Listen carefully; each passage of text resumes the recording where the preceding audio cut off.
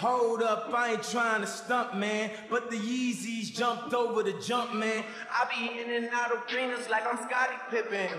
Left my elbow in the pot, a la Vince Carter. Bitch, you weren't with me shooting in the gym? James Harden with the range, on me nigga way back. Coach, they won't knock me off my pivot, get it. Been flowing stupid since Vince Carter was on some through the legs arm and a hoop shit. And you can live through anything if magic made it. Ladies and gentlemen, if you don't know, now you do.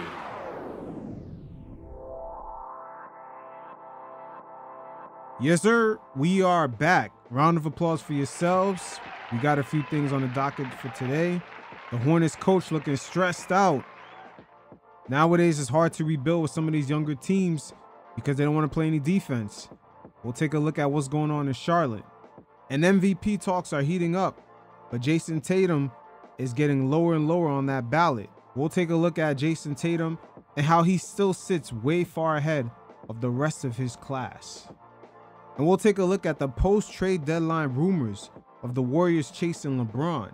And with the Warriors being over the second apron, was Klay Thompson the guy the Warriors were willing to ship out for LeBron James?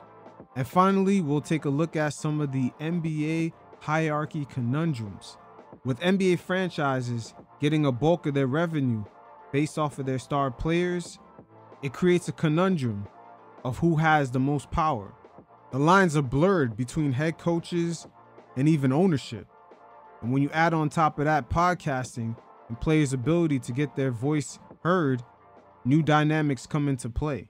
Now, the younger teams in the NBA today are facing an unintended consequence of a lot what's going on in the amateur circuit, of when they were initially coming up and going through their youth basketball development.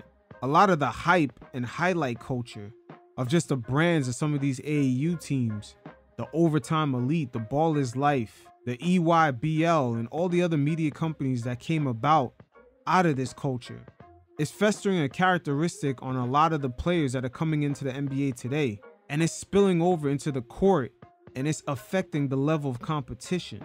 And you can see it play out no better than on some of today's youngest NBA teams, such as the Charlotte Hornets. Now, their current coach, Steve Clifford, has spoke on this, and he was somewhat vague, but he was very direct into describing some of the characteristics of his team.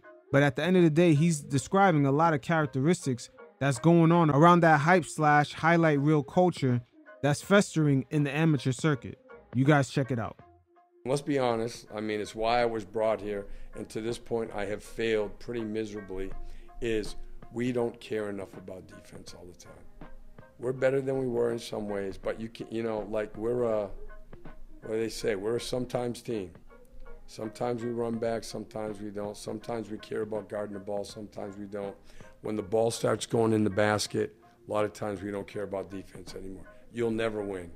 You might win games, you might have a decent year here and there. You'll never win. You'll never win a playoff series. You probably wouldn't win a playoff game. Those are the teams that get to the end of the year, and if they're talented enough to get to a playoff series, guess what? They get their asses kicked. You've got to defend in the NBA. There's never been a team, never, that's been good and had a playoff run that wasn't good defensively.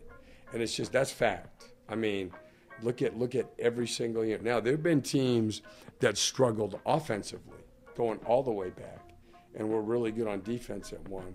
But we've got to get that, and that's got to be a big, big part of what we do. Last year, the one thing I felt good about was, we had a stretch of 20 games after the All-Star break where we were second in defense. They bought in, we took it to the next level, and for whatever reason, we have not gotten anywhere close to that this year. But we've got whatever we have here, these 4 games left, then we can refresh a little bit and start again. This trying to outscore people, it may be fun and fans might like to watch it. It'll never work. It doesn't, just give me a team in the last 10 years. It never works.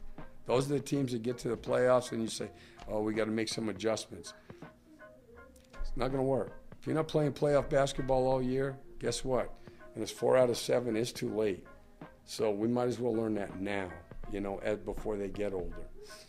And kudos to the Charlotte Hornets coach for calling out his players But nowadays, you have to look at the NBA. Can teams even fully tank? Because after acquiring some of these draft picks, you're going to have to pivot at some point because the guys that are coming in, they just don't have that characteristic of just playing at both ends of the floor. And you can see one team this season that had made the pivot is the Houston Rockets.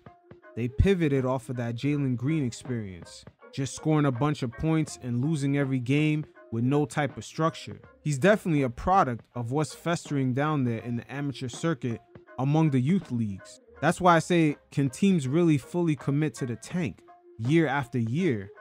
Because you're just going to keep getting players with the same type of characteristics. And if you have no veteran presence, where do you go from here? You could almost be in a circumstance similar to OKC minus the winning. You have a bunch of top lottery picks, and then you're pretty much the 12th or 13th seed every season, and you're picking at least a top 7 pick every year. And at some point, how can you afford to pay all the players? So that's just one prime example. So imagine OKC just was not winning. That's the type of direction that the Houston Rockets kind of turned the plane around. It was like, hey, we can't really follow behind Jalen Green. Let's go out and get Dylan Brooks. Let's get Fred VanVleet. We got a great head coach in Udoka who's going to establish a different type of culture. And the Rockets completely did a 180 so bad that now there's rumors that Jalen Green might be on the trade block. But Carmelo Anthony spoke on this, that he did not want his son to fall in this particular trap of this false sense of security of just being a well-known player and not actually being granted time to develop into a professional basketball player. You guys check it out, and every once in a while, I'll check in. My son is going to college. Like, it ain't no, like, I don't even preach one and done to him. Right. Like, we not even playing that game because I don't even want you to start thinking that right now. Right. Right? Like, I'm ready now. But you start shortcutting shit. And you start rushing shit. We ain't rushing nothing. Nigga, you going to... Does that not sound like the AAU culture right now? Everybody getting NIL deals at a very young age. You even have players like Bronny James getting scholarship offers even at the young, tender age of 14. Can you imagine that? What the hell has a 14-year-old even really proven? And some of the unintended consequences a lot of these young players face is the false sense of security, the false sense of placement. Oh, I'm a top 20 recruit for a particular summer or particular year. You see a lot of this. And then when they get to the NBA, that's if they get to the NBA, it doesn't really translate. Going to college, if you had to stay for 2, you had to stay for 3, we going to college. We'll figure it out. We adapt as we go. If you ready to go after your first year, then we'll look at it. Right. But that's not a priority to us, right? I also teach him the business of the game. Motherfucker, you ain't got to go get the 200, 300, right? Like, you understand? Like, because I know what you really want. Right. Like, let's be frank. Like, the money is there. Like, these kids want money. We all want money. Yeah. You want to hoop, but you want money too. Yo, because you want to get there, right? So the way you get there is by being patient, taking your time. Right. That's why in the NBA, you start seeing guys who come out one and done, or they go into Ignite and then they come to the league, they start falling off. Jalen Green. Prime example, Jalen Green. He's not really falling off, but the way he plays basketball, that freestyle, just no structure type of basketball, his team is actually pivoting off of that. And you seeing that he's not quite translating to the new structure that the veterans actually bring in and the structure that Ime Udoka brings in. He doesn't quite fit in. And they also never been taught to play within a structure, a team structure. Because they don't have a role, they don't have a place on that team. Now when you coming out and you taking your time and guys really get to see you develop, okay, from 16 to 19, like I can't judge you I can't rate you as a pro right now at 16, 17 years old. You still haven't physically developed yet. You still haven't thought the game yet. You don't even know how to move on the court. I want you, I see the potential. Nowadays, they see the potential, but they also see the following. The social media following, which leads to brand deals real early, especially with NIL. But just know, there's a large chance that you're going to come here and you're not going to play. Right. Because you're just not prepared to be a pro yet. Yeah. You hit the big if that was so important. You're like, if you ready to go. If. Like, it's like we talk about the guys coming in and be like, yo, we only gonna be here for 1 year. How do you know that? That's the people around them. Yeah, that's what I'm saying. I'm looking at them like, how in the world, like, do you understand? I went through one. And the people around them tend to be some of these social media companies that came about recently. The Ball is Life, the Overtime. Now there's a whole business aspect in hyping up these players, getting the interviews, the followings, the camera guys. There's grown adults following these kids around just recording them, and they're making money. And I sorted like all the draft classes by win shares just to give me a handle on like how many players that are giving class for doing something. So this is like a whole draft class with the international players and everybody else. Or I may have done it for recruiting classes. But really, yeah, it's the recruiting classes. This country produces about 10 or 12 NBA players per year. Yes. I don't mean dudes who play in the NBA. No, that's sustained. That's sustained. NBA players. Sustainable. Right. Where you're like, oh, I know who that is. Yes. Like you just start going down and you get to number 11 and you're like, ugh, do I think this guy was an NBA player? It's so hard to get to the NBA. It's hard, bro. I don't know why people have forgotten this. As more and more kids play and more play at high level, you know what hasn't changed? The number of teams in the NBA. Yep. Not at nearly the same proportion as all that stuff down. Yes. So it's more people fighting to get in, and there just ain't spots. Yes. They're not there. Like it plays itself out with women's ball, where the WNBA first round picks can't make teams because they don't pay nobody. So the older players don't have to leave, and the younger ones can't get in. But it's still the same issue. It's really hard to make it to the league. Absolutely. And I can't imagine how heartbreaking it would be if I thought my whole way, well, I'm a top 20 player in my class. You thought. I'm going to go to the NBA. Dude, top 20 is not promising you anything. But this happens. That's not how it is in the amateur circuit. You top 20, you getting 5 cameramen during your games. You got these kids pointing at the cameras. Just the overall hype culture is just insane. You got like 5, 10 social media accounts that are just created just to follow kids on the amateur circuit. Think about it. How many hyped up kids do you see with a crazy, well put together, professionally done highlight reel, and then you never hear about them ever again? Happens day to like constantly. This is happening right now while we're speaking about this. This happens. This is on the clock where guys just believe, and they believe so much at where they at that moment of time that can't see the development to where I want to get to. I keep trying to tell people, man, it's hard as shit to get in this NBA. It's just the guys that you guys like and look up to and see. We make it look easy. This shit is hard. It's fucking difficult. I want to be honest. Like, this shit is hard to make the NBA. Yeah. Stop acting like this shit is the NBA is just this league. Like, this is the league. Yeah.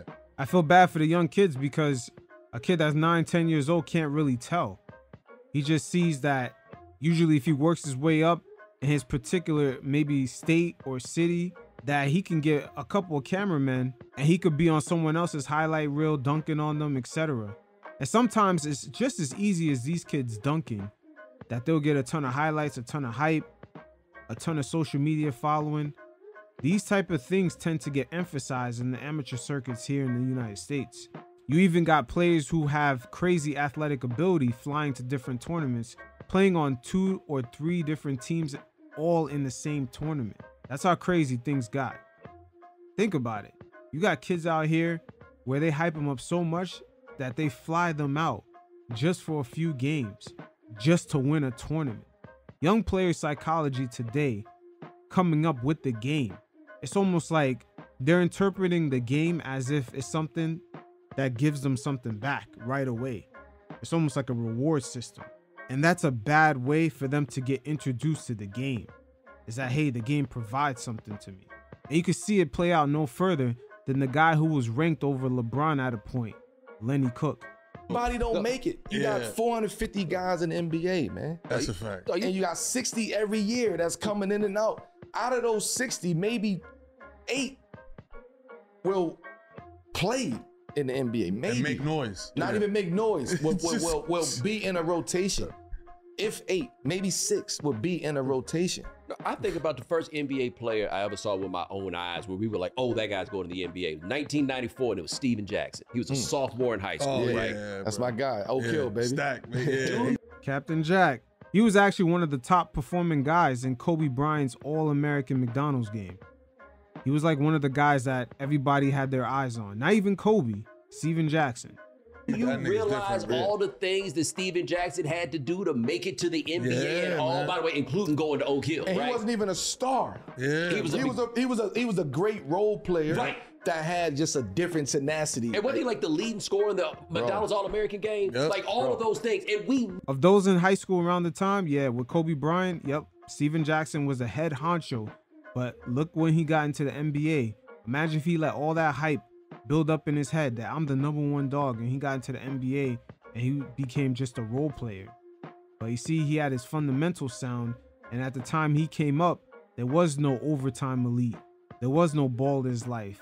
There was no social media where people were on the sidelines with their phones and he's pointing at the cameras. You see the difference? That's why you have to look at teams that are rebuilding today. What kind of young players are they drafting year in, year out? And do some of these guys have the actual mentality to progress as professional basketball players? And just judging from the pivot the Rockets made this season, I'm going to have to say a lot of the younger teams like the Charlotte Hornets, they're going to have to go out of their ways to spend some money and to get some veteran presence, because that LaMelo Ball freestyle, just highlight reel after highlight reel with no defense, it looks like it's going to be a year in and year out thing if they don't be careful. knew it from jump. This is an NBA player. I went to Oak Hill, and I went and used to see Steven Jackson's jersey on the shit. The rafters and shit. And I used to be like, fuck everybody on that list. Like Steven Jackson is the guy, because in high school that guy was phenomenal. He was unbelievable. And man. he had to stamp that passport a couple times before he could get it going in the NBA, because it's that hard. I remember there's another dude that played with him that was just about as good. He went and played at Tulane. He ain't get no whiff. It's hard of man. the NBA. It's really hard to make it to the league. Look at Cam Reddish. He's another prime example. He was super nasty. There's even videos of Anthony Edwards propping him up. Super nasty in high school, but he came into the NBA and he's barely holding on to a career at this point. He is hard. That's why I feel or I worry about like your son or like Bron's son or whatever. Because people don't understand, man. If them boys get 2 years in the NBA, they've done something really, really impressive. Absolutely. D-Wade's son went straight to the G League. Most people hearing this have no idea what I'm talking about. Right, they ain't read nothing about it. They ain't seen it. I'm not saying that to insult him at all. It's really hard to make it to the NBA. Hard, once you get to a certain level. And if you make it to the G League, you still part of the 1% of basketball players in the world. That's how rare it is. To get into the NBA, you have to almost be 1% of 1%. And if you become a player like LeBron James, you're almost at 0.001. Talking about to answer your question and bring it back. I teach my son, look, this is the totality of the game, because I'm fortunate enough to give you that information at an early age. I didn't get that information till maybe 5, 6, 7 years into my NBA career. So now I can see. Yeah, Melo definitely got the information late, and you could tell from the way he came into the league. He got caught up going into his old neighborhood, and you know, a couple of old friends filmed him, and then they end up using that footage on a stop snitching video. And then Melo got caught up with a backpack at an airport full of weed. It was his friend's bag. There was a lot of missteps he had when he first came into the league, and I don't think he understood how privileged he was to be at that point. And also the game he's giving his kid is that, hey, stay focused, stay on the grind, because it's not even a guarantee that you'll be here. You can still put in the work, but you never know. You might not be good enough, and also you might not even be lucky enough. You can get injured. Sit down with you. Hey, here's examples. I'm not just talking shit. Here's examples of these guys who you thought and think are the guys. And one of those examples Melo's talking about is Lenny Cook. Lenny Cook was there with Melo in that AAU unit. And then he looked at Melo as if Melo wasn't nothing. Like, he dapped him up, and then as soon as Melo walked away, he's like, yeah, I beat him. Like, he made Melo seem like he wasn't shit. And this kid was fully cocky, and he was iced out. You could tell he was getting a lot of under-the-table payments. He was meeting celebrities. He was actually kind of living the NIL life back then. And Melo and LeBron, they even have their hair done. These guys were just straight about ball. They were focused. And with that mentality, it helped them get carried into the league. And unfortunately for Lenny Cook, living that flashy lifestyle, he ended up getting consumed by things outside of basketball. And just relating it today, you can see it play out with Mikey Williams. You don't see them up here. Or you see them up here struggling. Or you see them up here can't adapt. Or you see them up here gotta wait and go through the rigmarole of 4 or 5 years. And then maybe you get a shot your 7th, 8th, if you fortunate enough to stick around. And the can't adapt part, that is Jalen Green. He's not adapting. And Jalen Green right now, he's at a point where his team already kind of moved off of him just being that #1 guy to take the shots and to build around.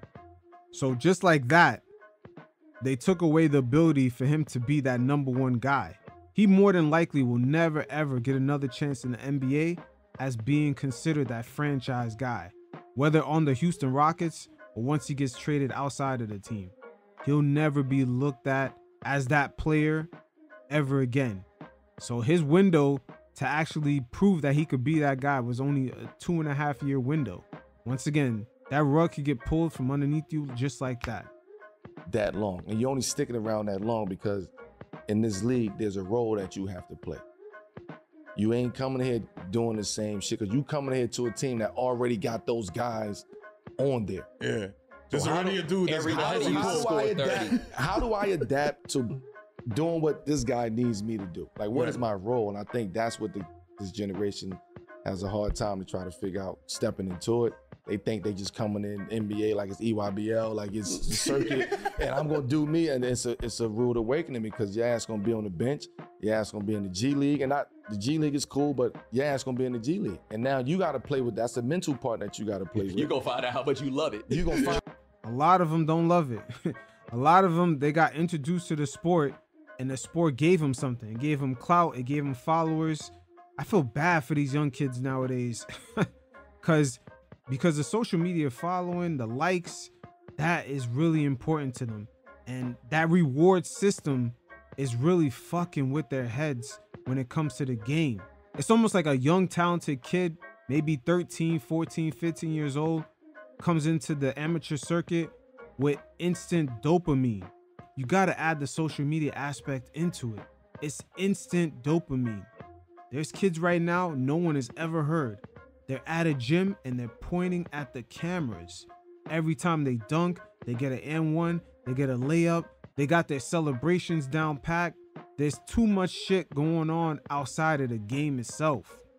You driving a bus from Indiana to New York, from New York to Cali. Like, yeah, bro. You gonna find out if this is really for you, because it would not be for me.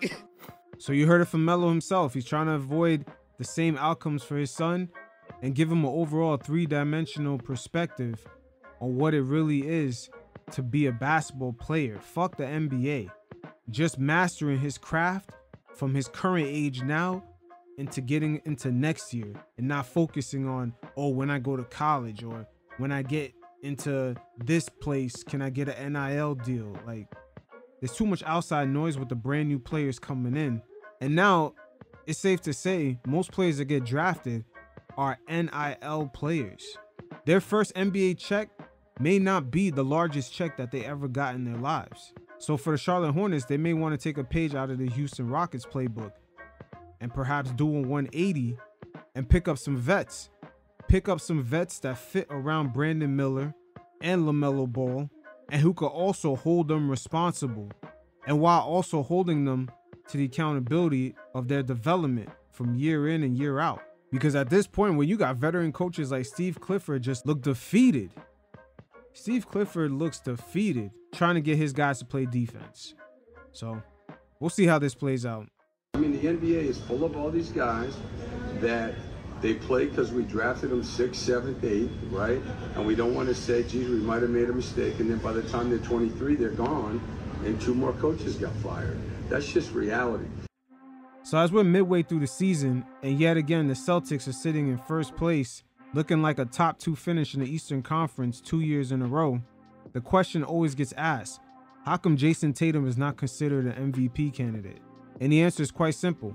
He's just the leader of his generation, leading the charge against, I don't want to say the older guard, but the generation that's ahead of him. And that's Embiid, Giannis, both at age 29, and also Jokic at age 28. But make no mistake about it, Jason Tatum is the most accomplished and the most experienced of his generation. And when I say his generation, I'm referring to players like Luka, Ja Morant, Anthony Edwards, Tyrese Halliburton, SGA, Trae Young, Zion, De'Aaron Fox. Tatum at age 25 is really with that tier. And there's a major gap between him and those players of just experience level in the playoffs. And it's crazy that that wide of a gap already exists and Tatum has not even hit his prime yet, which tends to be around the mid to late 20s. And with the medical field progressing the way that it is, it's looking like a player's prime in today's league is in the early 30s. When you look at guys like LeBron James, Stephen Curry, Kevin Durant, they're still performing at top prime levels when they were in their early 30s. But Jason Tatum is still going through his progressions, which is normal, but he did have a few stumbling blocks in the past few years. You look in the 2020 bubble, the fact that they went to a Game 7 against the Toronto Raptors, that already kind of raised some eyebrows, and they lost to the Miami Heat in the semis. Then in the following season, in 2021, they had a bad start to that season, and they entered the playoffs as 7th seed, and they were knocked out by the Brooklyn Nets in the first round. Then, of course, in 2022, they entered the playoffs as a 2nd seed and got all the way to the NBA Finals, which this is pretty much where Jason Tatum kind of got knocked down a bit in the pedestal, but there's yet still a far gap between him, Luka, Ja Morant, Anthony Edwards, and the other players of his generation. Even though he got knocked down based off his performance in the finals, there's still a major gap between his experience and other players of his generation. So he did get knocked down a bit, and that NBA Finals proved that he wasn't quite ready yet, but he's definitely getting there. And it's a normal progression. We've seen Kobe Bryant go through this in the 2008 NBA Finals when he made his first final appearance as a team leader versus the Celtics. And then fast forward to the past season in 2023, Tatum once again taking a step back and losing in the Eastern Conference Finals to the Miami Heat. And they took the same step back in 2021 by entering the playoffs as a 7th seed and losing to the Nets when the year before they got to the Eastern Conference Finals in 2020. So they took the same step back going from 2022 to 2023. So now we're in 2024, and Tatum this season, make no mistake about it, he looks ready. He looks informed, and the Celtics, they added a couple insurance policies. They basically swapped Marcus Smart and Grant Williams for Jrue Holiday and Kristaps Porzingis. So Tatum this season definitely has a lot of pressure on him, as he has not only the right team, he has plenty of experience. He remembers those finals in which he had a really rough going and he kind of shrank in the biggest moment. Now, one thing I would say, during the NBA Finals, he did shoot really well from 3, but his Achilles heel was basically all his shots from the perimeter, as he shot 31% from the field. That's why he definitely has to rebound from that finals performance, because he really shrank at that moment. I mean, you could even look at his free throw percentage. He was shooting about 65%. So maybe the moment was too big for him, but he's experienced now. And it's looking like this season he has readjusted some of those chinks in his armor and he's ready to go. So Tatum doesn't really have to worry about MVP awards, because that's not really the goal right now. And he's really not at that phase, as he's still battling the old guard, which is Giannis, Embiid, and Jokic, all between the ages of 28 and 29. So we'll see how Tatum overcomes this. Hopefully he doesn't settle for too many threes, especially during crunch time. And he and the Celtics need to be a bit more selective on what kind of shots to take during crunch time. So it is what it is. Tatum is only 25. He's got a long way to go. So now that the trade deadline has gone, we're getting some insight on the mindset of where these teams are really at, particularly the Golden State Warriors, as they inquired about LeBron James. And they always say keep your friends close, but keep your enemies closer. And as I'm watching the Super Bowl, I see Draymond Green going out of his way, even though he has a game the next day in Utah, to go link up with his boy LeBron James. But with this new CBA kicking in, just looking at the numbers, the only way that this could have worked out is if they let Klay go. But before that, let's check out what LeBron James' agent, Rich Paul, had to say. You've seen the news. The Golden State Warriors were interested in acquiring LeBron James. Not to say nobody is interested. Everybody is interested in acquiring LeBron James. But they actually made a push for it. What can you tell us? What level of truth there is? What level of falsehood there is to the reports that have circulated via Adrian Wojnarowski of ESPN and obviously piggybacked off of by Brian Windhorst and others? Your thoughts? Well, I mean, look, obviously, it's true. Woj and Ramona is not going to report something that's false. But I think it's a testament to LeBron and obviously, also the organization of the Warriors, who continue to be aggressive and wanting to compete. And so, look, things like this takes place. And obviously, when you're talking about the names at that level, it's going to be news. But it wasn't much news in terms of the timing and spent on it. And you say that because why? That there was no way in hell that LeBron James would even consider making such a move? Is that why you say that? No, he's committed to the Lakers. I mean, Jeannie has been an incredible partner for him and us, and I think it's important for that to be understood and to be respected. Obviously, there's ups and downs and emotions throughout the course of a season, but ultimately, LeBron's committed to the Lakers. We'll see how committed he really is to the Lakers, especially with them not making a move during the trade deadline. The optics weren't really good. But going back to the initial trade, if the Lakers had okayed that trade, and this is where the new CBA comes in, because the Warriors right now, their salaries are at over $200 million. And with them being well over the second apron, that would limit them on the types of trades that they can do. And just looking at the salaries of the players, the only guy who could really match LeBron in the rules of that second apron is Klay Thompson. Klay right now is making $43 million for this season, and LeBron is making about 47. So according to the rules, the fact that the Warriors are over the second apron, they could only trade somewhat near an exact amount. They can't do any 2-for-1s. It would have to be the same amount of players in, the same amount of players out, and the salaries would have to match up to a certain percentage, but it's very small.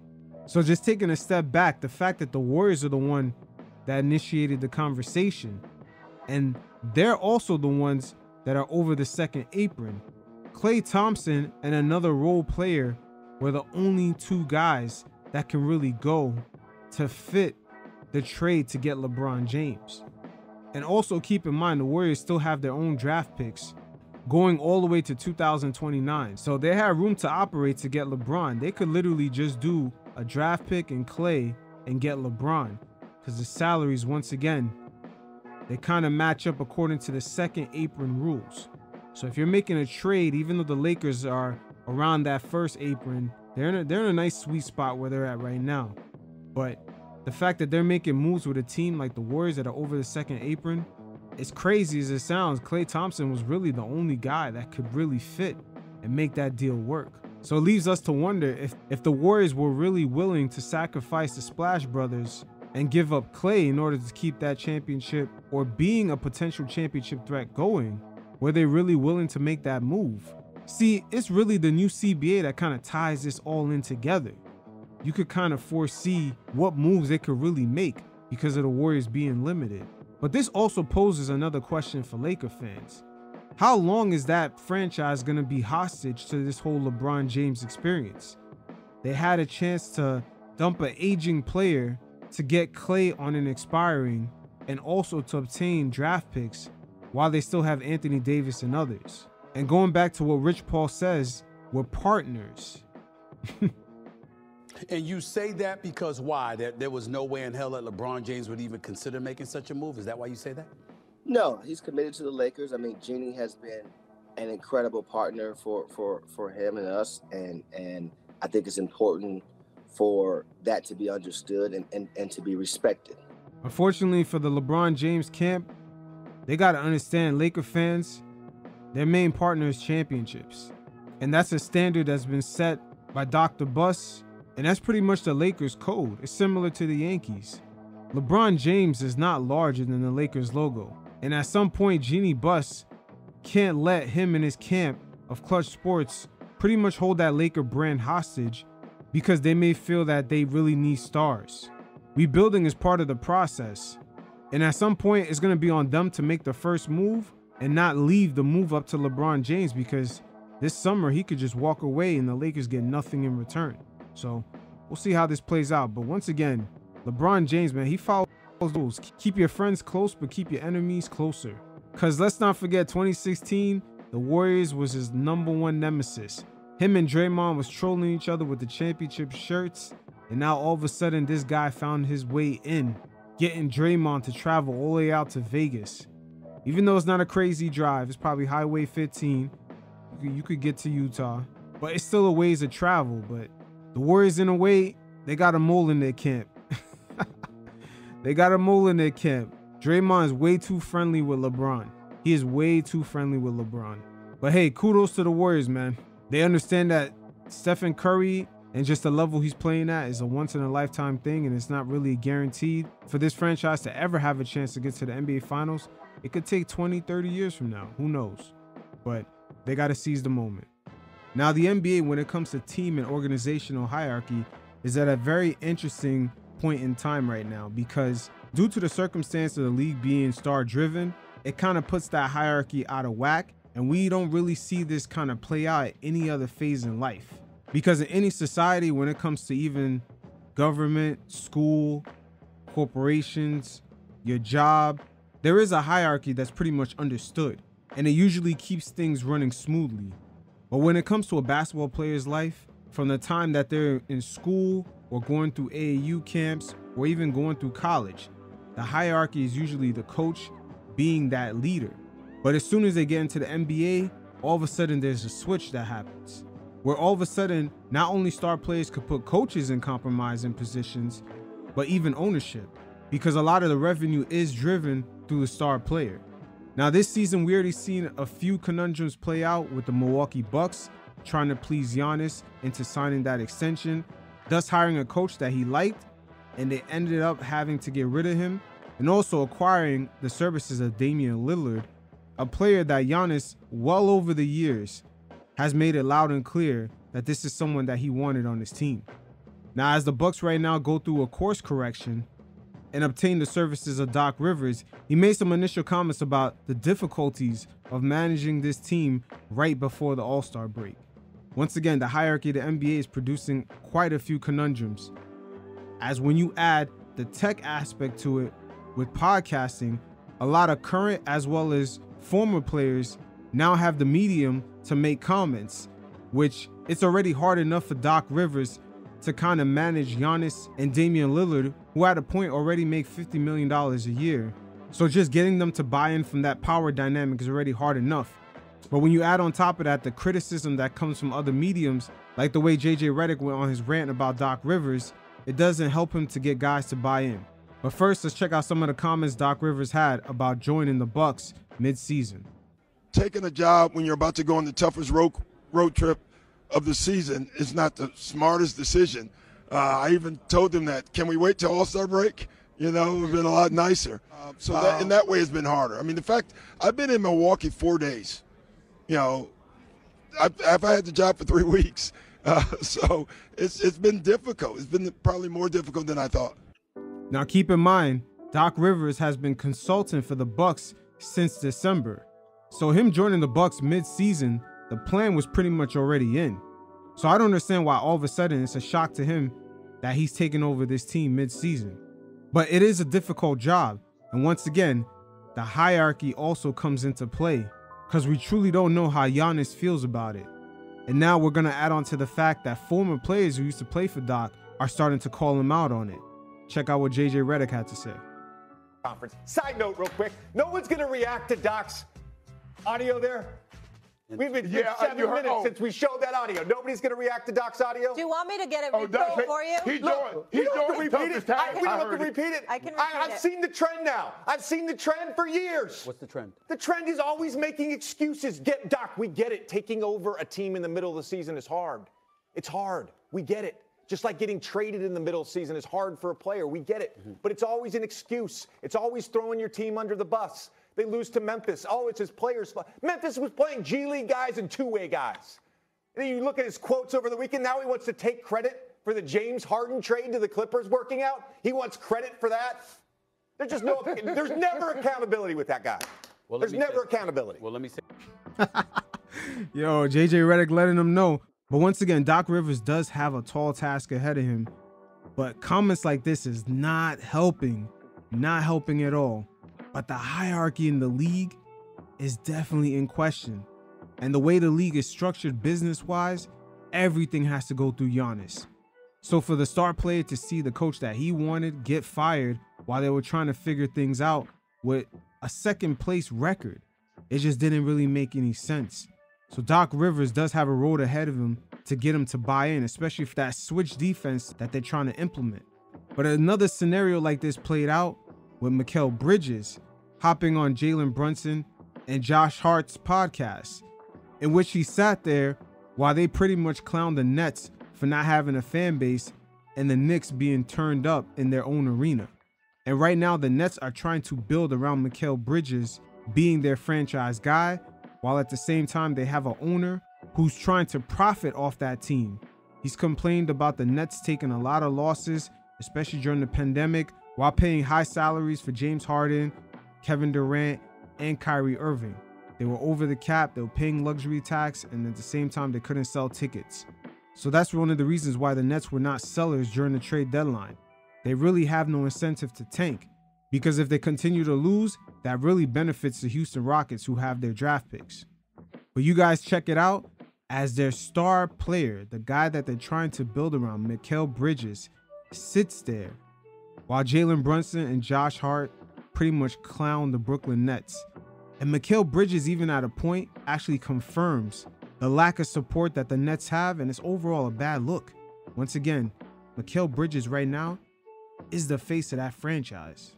Having a road game at home. Ooh. Obviously, that's the next spot you went to. Okay, go ahead. No, I'm just wondering, because if it's on the East Coast, except for Boston, really, it's and Philly. But we smacked Philly earlier, so they showed out, but only if it's like a blowout. Yeah, but like usually Philly is like that was an anomaly. That was an anomaly.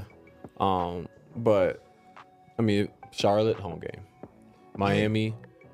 50, Miami. It'd be lit in Miami like that? 50. Yeah, there's a lot of because New you have a Yorkers lot in of New Yorkers. Really? But like you also know, like a lot in Orlando. Yeah, but you also Miami Orlando. is like one of those things where it's like it takes the Miami faithful a little. It takes them a little while to trickle into the arena. For sure. Yeah. Game 7 o'clock. You looking at crowd live. Yeah, 7 o'clock. They'll get there at? about 8:15. 8:15. They're jumping. But yeah, Charlotte, DC. That's a home game. So Brooklyn. I mean, what's the worst? Is it Brooklyn? Brooklyn was fire this year. I'm sorry. That's to be expected. Yo, Brooklyn. A game in Brooklyn this year was hype. Yeah, that was crazy. That was loud. And it was funny because someone really played y'all, because they did a video of your three. You hit a three with like 5 minutes left, and he hit a three with like a minute and a half left when we were on a run. The difference of the crowd, like you made your three, people were like, oh yeah, clap. He made his three, and the arena erupted. It's like, and I had a tough 3-2 off the dribble, quick off the screen, pull up too. Yeah. Like it wasn't just like no wide open. Like dribble up, my all hype. I mean, but is that right there? That was his cue to actually deny it. Mikal was supposed to deny it right there, but he actually co-signed it. Damn. I know Joe Tsai and Sean Marks was pissed off about that, but what the fuck can they really say? What can they really say? To be honest with you, they should have told him, hey, have Brunson and Josh Hart edit that part out. You know, did that ever get to you? That like, no, that wasn't fun. You know, if we would have won, then I'd just been like, aha, but we lost. So that wasn't really fun. Especially, it was the play when y'all got the block. I got the block, thank you.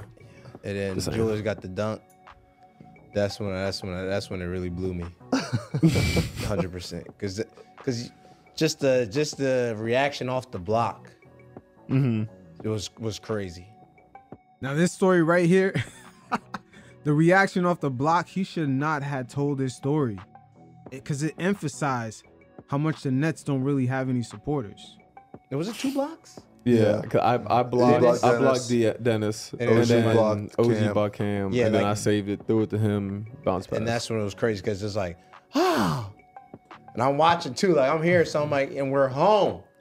So first of all, over my carries, like I know everybody's in there. Like a block like that gets, even if you're a freaking home fan, like that's going to surprise you. Like, oh, but the second one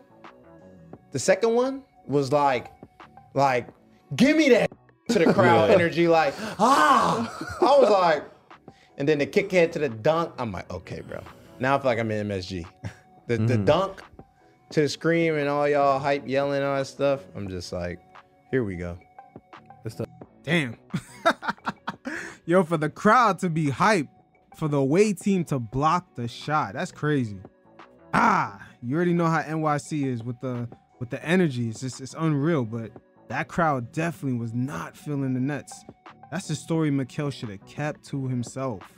Because like, y'all in a tough position. Because like New York, no matter what, like no matter how good the Nets get, like it's going to be like that's Knicks City. Like no, but like I was in LA. No matter. See, you're supposed to deny that right there, Mikal. That's your cue to deny that. You the face of the franchise. Yo, Jalen and Josh Hart set him up for that. This is how they started it out. They said everywhere that they traveled, it's Knicks here and there on the East Coast. But then they mentioned Brooklyn. They threw it out. And now it was time to shit on the Nets. And that was Mikal Bridges' cue to either switch that topic or just deny what they're saying. Once again, this is the face of the Nets franchise, and he's co-signing pretty much everything that they're saying right now. Look at me like that. No matter how good the Clippers are going to be, like that's LA's always going to be the Lakers. Like no matter like that's just how it is. Yeah. Like passed down generations. Yeah, generation. And there's just more. See right there again, he's agreeing. Passed down generations from the team that's already established in that city. These are things he shouldn't be saying. So the podcast landscape is putting a lot of this hierarchy even more in a compromising position. It's hard enough to control these guys. The fact that most of the revenues ran through them and them being higher paid than a lot of the general managers and even the coaches. So just throwing podcasting on top of that, this is a fucking conundrum to deal with. The Knicks are a little bit more storied in New York. So it's just like. Deny that, Mikal. You got to deny that right there. You the face of the franchise. Deny that. That vibe's got to be tough. You ever look at like, along the horizon or what's. Across the river? Across the waters? Trying to get this man in trouble. No, it's okay because if you're talking about, you live in. That's what I'm saying. You Across live the waters in would be Brooklyn. Looking at Brooklyn. Yeah. So basically, yeah, I am going across. Okay. So right there, Mikal Bridges confirms he doesn't even live in Brooklyn. Yo, Mikal completely fucked this up. You should not admit this. He doesn't even live in Brooklyn. So how the fuck he's gonna be a Brooklyn Net? Once again, man, Jalen Brunson and Josh Hart fucking set him up for this one. Because I live in Manhattan, so. Nice. And also across the water would be Jersey City as well. So that's home. You know what I mean? You're a Jersey guy. Jersey, Somerdale. Yeah. The hell is Somerdale? Not Somerdale. What's the Cherry? Was it Cherry Hill? Was it Cherry Hill? It was Cherry, and then Lindenwold was one. But yeah, Cherry Hill, yeah, bro, Cherry right next to the mall. So I have a question. Yeah, I'm a South Jersey boy. Yeah. So Mikal being another Villanova cat, I understand he's comfortable with Brunson and Josh Hart, but hey, man, you the face of the Nets. You can't be admitting these things. You admitted not only you not living in the borough, but you living right across the bridge in Manhattan, which the Barclays Center literally is right next to the Brooklyn and Manhattan Bridge. He could easily stay in one of the high rises out there. So that's strike one against him. He admitted in their last home game against the Knicks that the crowd was 10 times more active for the Knicks, and virtually even him making a tough shot, he got no crowd reaction. I don't know why the fuck he's admitting this shit. Once again, these are hierarchy conundrums. What the hell the Nets are really gonna tell Mikal Bridges? He pretty much has all the leverage. As he's fully extended already as far as his contract, and he's pretty much the only asset that they got. The hierarchy in the league is definitely coming into question. When you throw in these podcasts on top of that, this truly adds to a messy situation. But that's all I have for today. You fellas definitely hit up the mailbag. Until next time, you fellas stay safe. Peace.